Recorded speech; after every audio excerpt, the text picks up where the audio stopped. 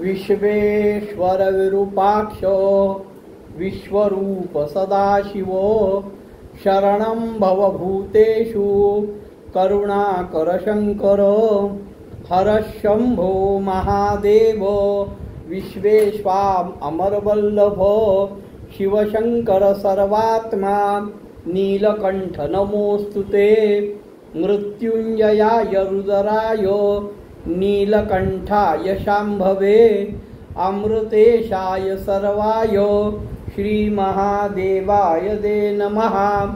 सौराष्ट्रे सोमनाथंच श्रीशैले मल्लिकार्जुनम् उज्जैन्यन्तु महंकाल ओंकारममलेश्वरम् परल्यां वैजनाथंच डाकिन्यां भीमशंकरम् सेतुबंधे तु रामेशं नागेशं दारुकावने वाराणस्यान्तु विश्वेशं त्र्यंबकं गौतमीतटे हिमालये तु केदारं कृष्णेशं तु शिवालये एतानि ज्योतिर्लिंगानि सायं प्रातः पठेन्द्रः सप्तजन्म कृतं पापं स्मरणन्ने विनश्यति करचरण कृतं वा कायजं कर्मजं वा श्रवणनयनजं वा मानसं वा परार्धं विहितं वा सर्वमेतत् क्षमस्व। जय जय करुणाधिपते श्री महादेव शंभो नमः पार्वतीपते हर हर महादेव। साधकांनो, आपली 12 ज्योतिर्लिंग चाललेली आहेत। साधकांचं विश्लेषणामध्ये थोडाफार खंड पडतो हे मान्य आहे, पण आपली 12 ज्योतिर्लिंग सलग चाललेली आहेत। त्यापैकी 8 ज्योतिर्लिंग झाली। आपण काल महाकालेश्वराबद्दल बघितलं आणि आता आज आपण उत्तराखंडातल्या अतिशय प्रसिद्ध अतिशय सिद्ध तपोभूमी असलेल्या केदारनाथाविषयी बघणार आहोत। तसं श्लोकामध्ये केदारनाथ हे 11वं ज्योतिर्लिंग आहे, 12वं घृष्णेश्वर आहे आणि 11वं ज्योतिर्लिंग केदारनाथ आहे। हे शिवाचं मंदिर आहे। हे मंदिर उत्तराखंडामध्ये मंदाकिनी नदीच्या काठावर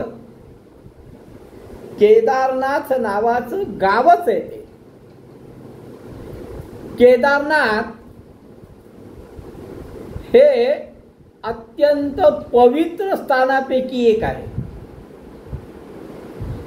सर्व स्थान पवित्र आहेत नाही असं नाही।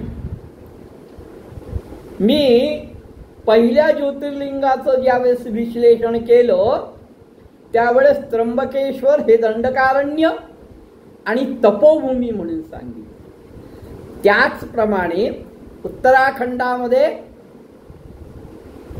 केदारनाथ, गंगोत्री, जमुनोत्री, उत्तरकाशी ही सगळी तपोभूमी आहे। याला दुसरं एक नाव आहे देवभूमी म्हणून। केदारनाथाला भारतातल्या 4 धामापैकी एक धाम गणलं जातं। भारतामध्ये 4 धाम कोणती कोणती आहेत तर पूर्व पश्चिम हा विष्णू संरक्षक आहे। ती जी 2 धाम आहेत त्यामध्ये जगन्नाथपुरी आणि द्वारका, आणि उत्तर दक्षिण इथे शिवसंरक्षक आहेत म्हणून केदारनाथ आणि रामेश्वर। तर या 4 धामांपैकी केदारनाथ हे एक धाम पण आहे। 4 धामच्या यात्रेमध्ये केदारनाथचा उल्लेख अवश्य होतो। 12 ज्योतिर्लिंगापैकी हे एक आहे। तसंच उत्तराखंडामध्ये जे पंचकेदार आहेत यापैकी हे एक छोटा धाम म्हणून गणलं जातं. पंचकेदारामध्ये छोटा धाम म्हणून या तीर्थाचा तीर्थक्षेत्र महिमा मानला जातो. हिमालय पर्वतामध्ये स्थित असलेल्या केदारनाथाची निर्मिती ही पांडवांनी केली असं म्हणतात.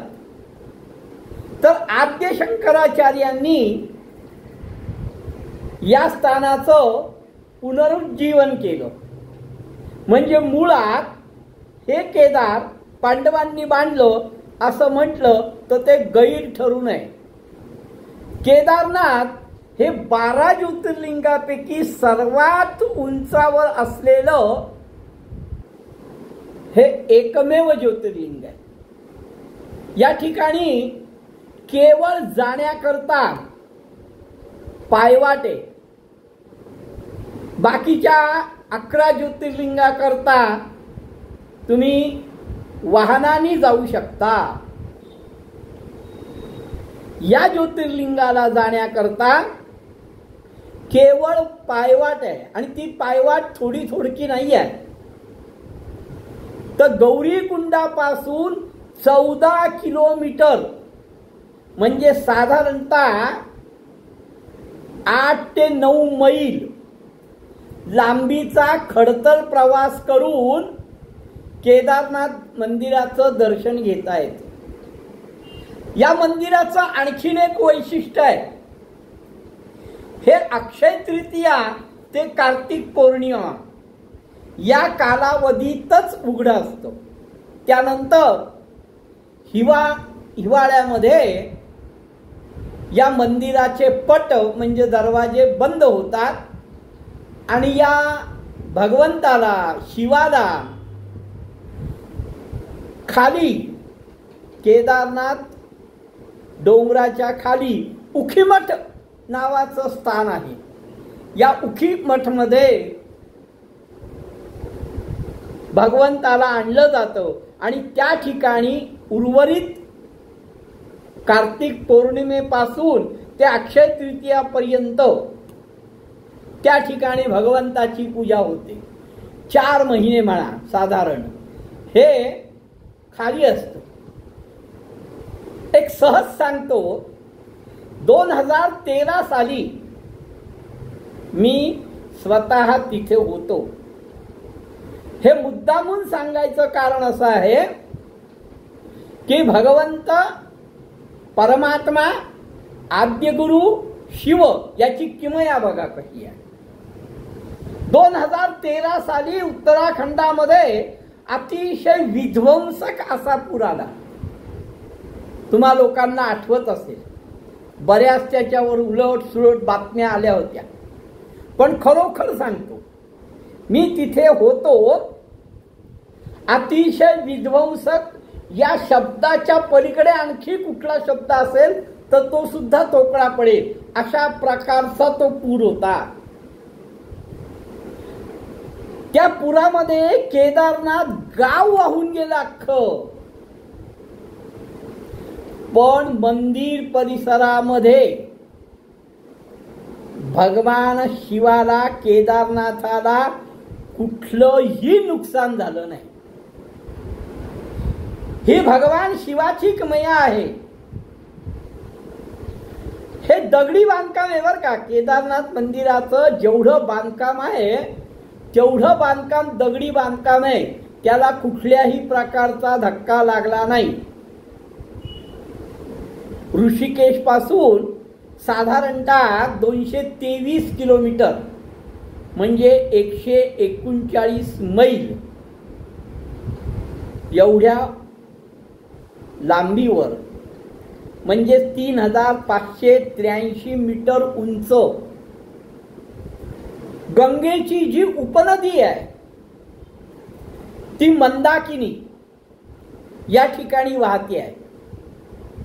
या मंदिराची साधारण तारीख काही सांगता येणार नाही की कुठल्या साली किंवा कुठल्या ह्याच्यात हे बांधलं जातं. ही अज्ञात तारीख आहे. पण मूळ मंदिर कोणी व केव्हा बांधले हे निश्चित जरी नसलो तरी पांडवकालीन नक्की आहे. केदारनाथ हे नाव पडण्यामागचे एक कारण आहे. केदार हा संस्कृत शब्द आहे आणि केदार या शब्दाचा अर्थ इंग्लिशमध्ये म्हणाल तर फील्ड किंवा क्षेत्र, आणि नाथ या शब्दाचा अर्थ स्वामी. केदारनाथ हा त्या क्षेत्राचा स्वामी आहे म्हणून त्याला केदारनाथ हे नाव आहे. काशी केदार महात्म्य या मजकुरात असं म्हटलेलं आहे की केदारनाथ म्हणजे मुक्तीचं पीक इथे उगवतो, असं काशी केदार वर्णनामध्ये आहे. मुक्तीचं पीक इथे उगवतो, मुक्तीचं पीक उगवतं याचाच अर्थ ही श्रेष्ठ तपोभूमी आहे. अनेक साधू, संन्यासी, यती, तापसी, त्यागी आणि ज्यांना मध्ये आध्यात्मिकामध्ये प्रगती केली आहे किंवा करायची आहे, या सगळ्यांनी या केदारनाथाच्या परिसरामध्ये साधना केल्या आहेत, तपश्चर्या केल्या आहेत, अनुष्ठान केली आहे.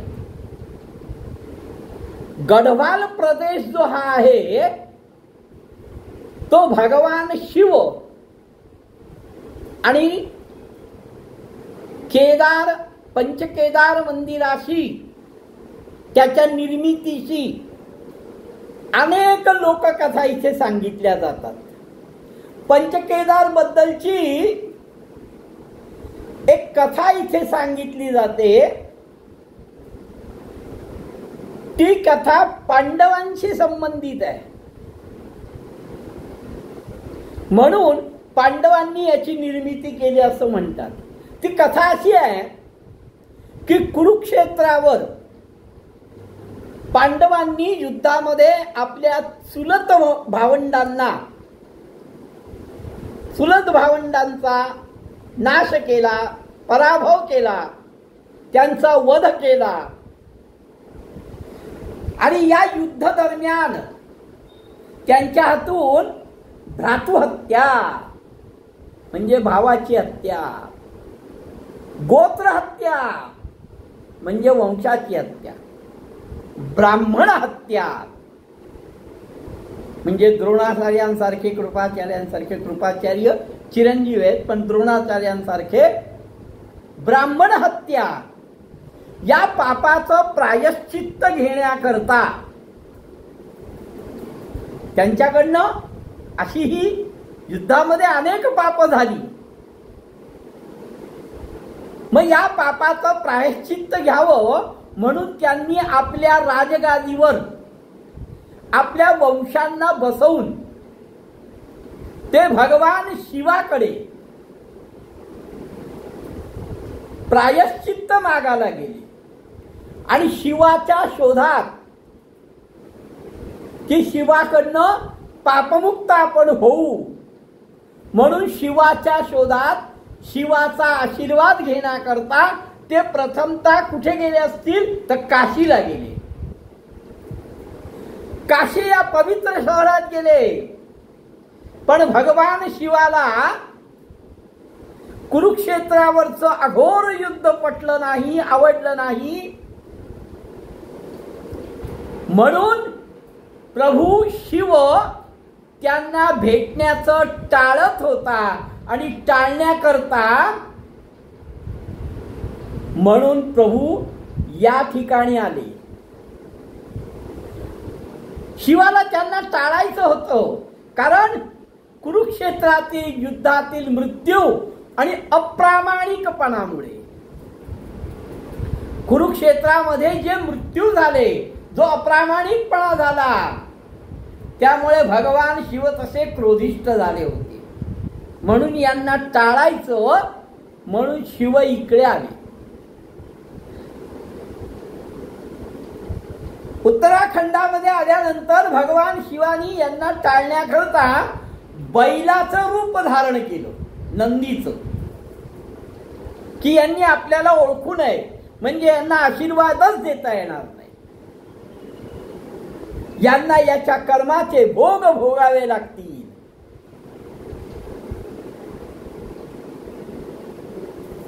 म्हणून त्यांनी बैलाचं रूप धारण केलं आणि गढवाल प्रदेशामध्ये ते फिरायला लागले. वाराणसीमध्ये आपल्याला शिव भेटले नाहीत, शंकराचं दर्शन झालं नाही, शंकराचा आशीर्वाद प्राप्त झाला नाही, म्हणून पाचही बंधू भगवान शिवाचा ध्यास घेत वाराणसीत शिव सापडत नाहीये म्हणून हे पाचही बंधू गढवाल हिमालयामध्ये आले. भीम हा पाचही बंधूंचा द्वितीय बंधू. 5 जणांमधला भीम हा दुसरा. तो 2 पर्वतांच्या मध्ये उभा राहिलाय आणि दोन्ही पर्वतातनं तो भगवान शिवाला शोधण्याचा प्रयत्न करतोय. आणि त्याच वेळेस त्याची नेमकी नजर गुप्तकाशी जवळ एक बैल चरताना त्यांनी बघितला. गुप्तकाशी म्हणजे केदारनाथच्या खाली आहे. गुप्तकाशी जवळ त्यांनी एक बैल चरताना बघितला. आणि हे नाव गुप्तकाशी हे नाव का पडलं तर भगवान शिव तिथे आले आणि काशीच्या खुणा त्या ठिकाणी आहेत म्हणून त्याला लपलेली काशी हे संबोधन आहे. लपलेली काशी म्हणजेच गुप्त काशी. त्यांनी लगेच ओळखलं भीमानी. त्या बैलाच्या वर्तणुकीवरून कृतीवरून भीमानी तो बैल शिव असल्याचं लगेच ओळखलं. भीमाने बैलाला शेपटीने आणि मागच्या पायाने पकडलं. ज्या वेळेस भीमानी शिवाला म्हणजे त्या बैलाला मागच्या शेपटीने आणि पायाने पकडलं तेव्हा भगवान शिव म्हणजे तो बैल जमिनीत जायला प्रयत्न केला, पाताळात जाण्याचा प्रयत्न केला आणि अदृश्य होण्याचा प्रयत्न केला. काही भागांमध्ये तो पुन्हा प्रकट झाला. केदारनाथ हे त्याच्या एका भागातील कुबड म्हणजे पाठीचा भाग ते उंचावल्यासारखं होतं म्हणून केदारनाथ हे लिंग पाठीच्या भागासारखं म्हणजे कुबड असल्यासारखं दिसतं. तुंगनाथामध्ये हे पंचकाशी मधले पंचकेदारांमधलं दुसरं स्थान म्हणजे तुंगनाथ. त्या ठिकाणी भगवान शिवाचा हात दिसला. रुद्रनाथामध्ये भगवान शिवाचा चेहरा दिसला. मध्य महेश्वर मध्ये भगवंत शिवाची नाभी दिसली आणि पोटाचा पृष्ठभाग केश हे दिसले. तर कल्पेश्वरामध्ये भगवान शिवाचे उर्वरित अवयव दिसले. पांडवांनी हे 5ही वेगवेगळ्या रूपात पाहून प्रगट झाल्यामुळे भगवान शिव प्रसन्न झाले. भगवान शिवाची पांडवांनी पूजा केली आणि त्यांनी या पंचकेदारला हे जे 5 ठिकाण आहे तुंगनाथ, रुद्रनाथ, मध्य महेश्वर या 5ही ठिकाणी भगवान शिवाची पूजा केली असं एक कथा आहे. आणि त्या पंचकेदारापैकी हा एक केदार हा 12 ज्योतिर्लिंगामध्ये आहे. कथेचा आणखीन एक भाग असा वेगळा सांगितला जातो. तो भाग असा आहे की भीमाला केवळ बैल पकडण्याचे श्रेय हा वाघ देत नाही, तर त्याला गायब होण्यापासून थांबवतो. बघा, भीम फक्त बैलाला पकडत नाहीये, तर भूमीमध्ये गुप्त होण्याचा प्रयत्न करत असताना त्याला गुप्त होण्यापासून भीम थांबवतो. परिणामी त्या बैलाचे 5 तुकडे होतात आणि हिमालयातील गढवाल भागातील आणि केदार खंडातील 5 ठिकाणी ते दिसल्याचं निदर्शनास येतो. पंचकेदार मंदिरे बांधल्यानंतर पांडवांनी या 5 ठिकाणी मंदिरं बांधली. 5 ठिकाणी मंदिरे बांधल्यानंतर पांडव मोक्षासाठी या केदारनाथाला ध्यानस्थ बसले. या ठिकाणी पांडवांनी अग्नियज्ञ केला आणि अग्नियज्ञाच्या समाप्तीनंतर पांडव या ठिकाणून खाली उतरून स्वर्गारोहिणी देखील करण्याकरता निघाले. तो महाभारतामध्ये शेवटचा उल्लेख आहे की स्वर्गारोहिणी स्वर्गीय मार्गाने स्वर्ग किंवा मोक्ष प्राप्त केला. केदारनाथ, तुंगनाथ आणि मध्यमहेश्वर मंदिरे सारखीच दिसणारी पंचकेदार उत्तर भारतीय आणि हिमालय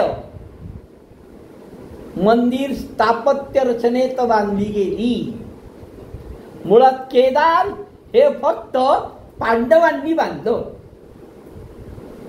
पंचकेदार मंदिरामध्ये भगवान शिवाच्या दर्शनाची यात्रा पूर्ण केल्यानंतर भगवान विष्णूचे बद्रीनाथ मंदिर दर्शन घेणे हा एक अलिखित धार्मिक विधी आहे.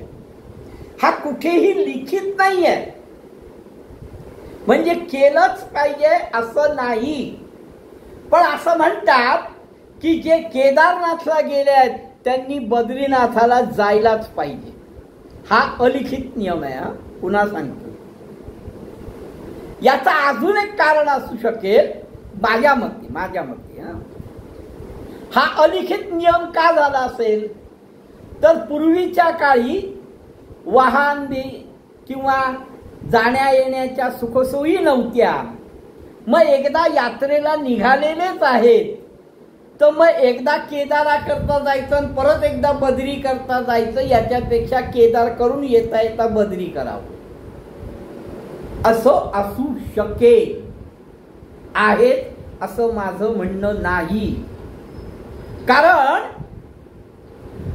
कुठल्याही ग्रंथामध्ये असा उल्लेख नाहीये की तुम्ही केदार केल्यावर बद्री केलं पाहिजे. हा एक अलिखित नियम आहे.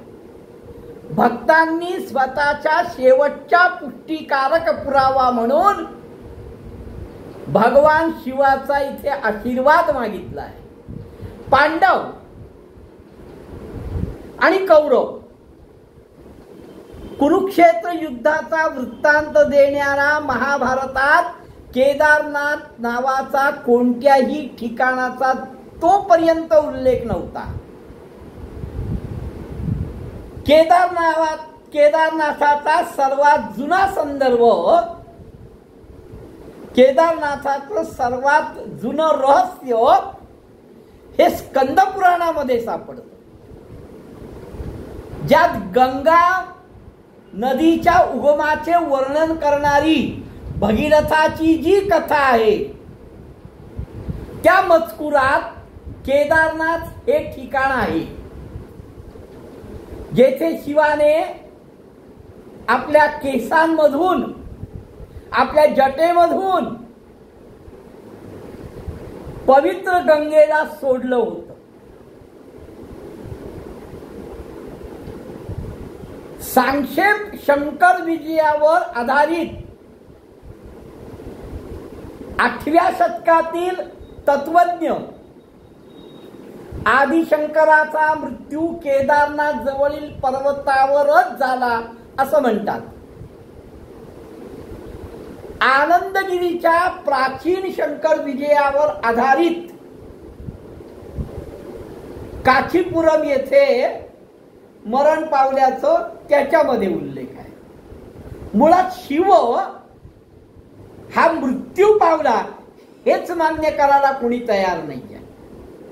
पण कांचीपुरम मध्ये शिवाचा अंत झाला आणि माधवाचा सांक्षेप शंकर विजयावर आधारित 8व्या शतकातील तत्वज्ञानानुसार शंकरांचा मृत्यू केदारनाथ पर्वतावर झाला असं म्हणतात. शंकराच्या कथित मृत्यूचं ठिकाण दाखवण्याचा अवशेष केदारनाथ येथे आहेत असं कथित लोक म्हणतात.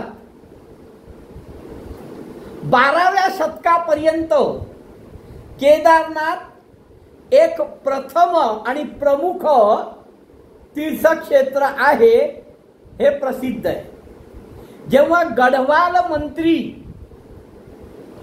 भट्ट लक्ष्मीधर,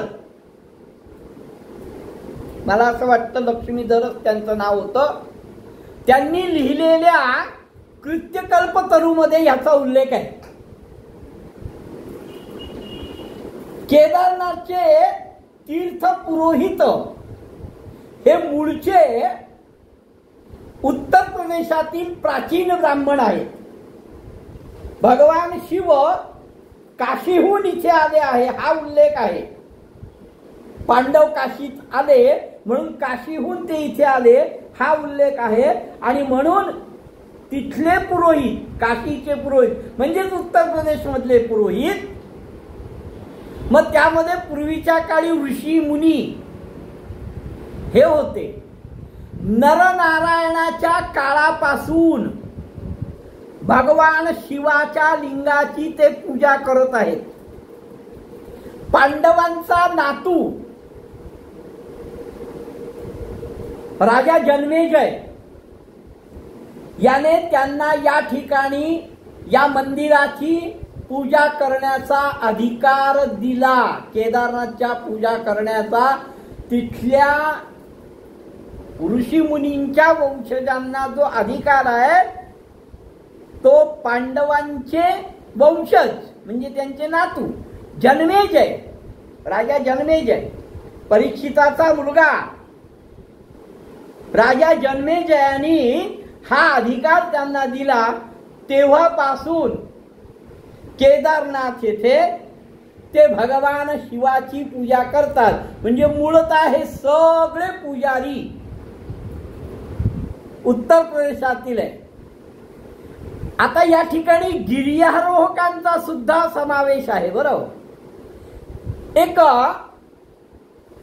इंग्रजी गिर्यारोहक होता, त्याचं नाव मला असं वाटतं एरिक शिप्टन. हो, एरिक शिप्टन हा 1926 साली त्या परंपरेनुसार अनेक शेकडो वर्षापूर्वी एक पुजारी केदारनाथ आणि बद्रीनाथ या दोन्हीही मंदिरात सेवा करत आहे असं त्या गिर्यारोहकांनी बघितलं आणि ते त्यांनी नमूद केलं. विचार करा, केदारनाथाची पूजा करून खाली उतरायचं आणि बद्रीनाथाकडे जायचं. बद्रीनाथाला वर चढण्यासारखं नाही हे मान्य आहे, पण तरी इथे चढण्यासारखं आहे. या गिर्यारोहकांनी एरिक शिप्टन यांनी आपल्या ह्याच्यामध्ये उल्लेख केला आहे की हा एक खरोखर अलौकिक भक्ती म्हणा किंवा चमत्कार म्हणा, की एकाच वेळेस म्हणजे तिकडनं पूजा करून आली की इकडे पूजा करायची. आणि एक ने अनेक शेकडो वर्षापूर्वी हा पुजारी केदारनाथ आणि बद्रीनाथ या दोन्हीही मंदिरामध्ये सेवा करत असे आणि रोजचा त्याचा हा प्रवास असे. केदारनाथाविषयी अनेक गोष्टी सांगितल्या जातात. ज्याप्रमाणे हे पंचकेदाराचं आहे, 4 धामापैकी एक ते धाम आहे, 12 ज्योतिर्लिंगापैकी एक आहे. माझ्या दृष्टीने 12 ज्योतिर्लिंगापैकी आहे बरोबर, पंचकेदारापैकी आहे हे बरोबर, स्वर्गारोहिणी जाण्याच्या आधी भगवान केदाराचं दर्शन हे बरोबर सगळं. पण माझ्या दृष्टीने केदारनाथ हे ध्यान अवस्थेकरता अतिउच्च ठिकाण आहे, साधनेकरता अतिउत्तम ठिकाण आहे, एकाग्रतेकरता अतिउत्तम ठिकाण आहे, एकांताकरता अतिउत्तम ठिकाण आहे. आणि स्वत्व विसरण्याकरता आणि परमात्म्याशी मनस्वी एकरूप होण्याकरता, थोडक्यात साधनेकरता साधकाला ज्या ज्या गोष्टींची आवश्यकता आहे ती सगळी केदारमध्ये आहे. म्हणून मी सुरुवातीला सांगितलं ही तपोभूमी आहे, ही जाज्वल्य भूमी आहे. केदाराबद्दल बोलायला बसलो तर भरपूर बोलता येईल. सद्गुरूंच्या कृपे करून माझी 5 ते 6 वेळा केदार वारी झाली आहे. मी तिथे राहिलो सुद्धा आहे. 1 ते 1.5 वर्ष साधारणतः मी राहिलेलो आहे. या अशा पवित्र ठिकाणी वारंवार जाण्याची इच्छा होती. ज्यावेळेस कार्तिक पौर्णिमेला भगवान खाली येतात, तो सोहळा खूप सुंदर असतो. उखी मठामध्ये, त्या गावाचं नावच उखी मठ आहे, या उखी मठामध्ये केदारनाथाचं वास्तव्य उर्वरित 4 महिने असते. ध्यान साधना करता तुम्ही जर एकदा गेलात तर खरोखर सांगतो मनुष्य सर्व गोष्टी विसरतो.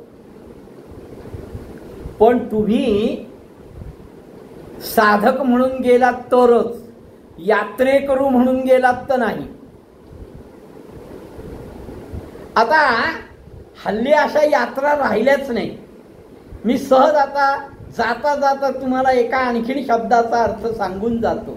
यात्रा, यात्रा या शब्दाचा खरा अर्थ असा आहे या आणि त्रास सहन करा. यात्रा, या आणि त्रास सहन करा. तुम्ही त्रास सहन केला तर तुम्ही त्याच्याशी एकरूप होऊ शकाल. हल्ली आपण यात्रेला जातो, काय त्रास होतो खरं सांगा. कारण आम्ही निघण्यापासून ते परत येण्यापर्यंतच्या सगळ्या गोष्टींची व्यवस्था केलेली असते. जाण्याचं तिकीट, कन्फर्म तिकीट, तिथे राहण्याची व्यवस्था, कन्फर्म व्यवस्था, रूमची बुकिंग. पूर्वी असं काही नव्हतं. असो, मी काही कोणाला दोष देतोय असं कृपया मनात आणू नका. पण खऱ्या अर्थाने तुम्ही यात्रा करायला साधक म्हणून गेलात तर तुम्ही खरोखर त्या परमात्म्याशी लीन होण्याच्या पातळीपर्यंत जाता. भगवान शिवाचं अस्तित्व तो आद्य गुरु आहे, ते संपूर्ण सृष्टीमध्ये आहे. या ठिकाणी सुद्धा भगवान शिव ध्यानस्थ बसलेले आहेत. पांडवांनी याची स्थापना केली. केदाराबद्दल अजून भरपूर काही आहे, कारण केदारानंतर गंगोत्री आहे, यमुनोत्री आहे, बद्री आहे. आपण या सगळ्या गोष्टी बघण्याकरता आपला आजचा प्रपंच नाही आहे. 12 ज्योतिर्लिंगापैकी या केदारासमोर उभं राहावं, शांत मनस्वी त्याच्याशी एकाग्र व्हावं, डोळे बंद करावे आणि भगवान शिवाची स्तुती करावी. शास्त्राभ्यास नको, श्रुती पढू नको, तीर्थास जाऊ नको, योगाभ्यास नको, व्रते मख नको, तीव्रे तपेती नको, काळाचे भय मानसी धरू नको, दृष्टाशी शंकू नको, ज्याची या स्मरणे पतित तरती, तो शंभो सोडू नको. नमः पार्वती पते, हर हर महादेव. श्रावण महिन्याच्या अनुषंगाने मी 12 ज्योतिर्लिंग सांगीन म्हटलं होतं. मध्यंतरी काही दिवस आपले तुटल्यामुळे 12 ज्योतिर्लिंग एकंदर होऊ शकली नाही, पण तरीही उर्वरित 3 ज्योतिर्लिंग या 2 दिवसात 3 दिवसात निश्चित पूर्ण करीन. कारण आता 9 ज्योतिर्लिंग आपली झाली आहे. महाराष्ट्रातली 5, मध्य प्रदेशातली 2, उत्तर प्रदेशातली 1, उत्तराखंडातलं 1 आणि आता आपण गुजरात सोमनाथाबद्दल उद्या बघू. नमः पार्वती पते, हर हर महादेव.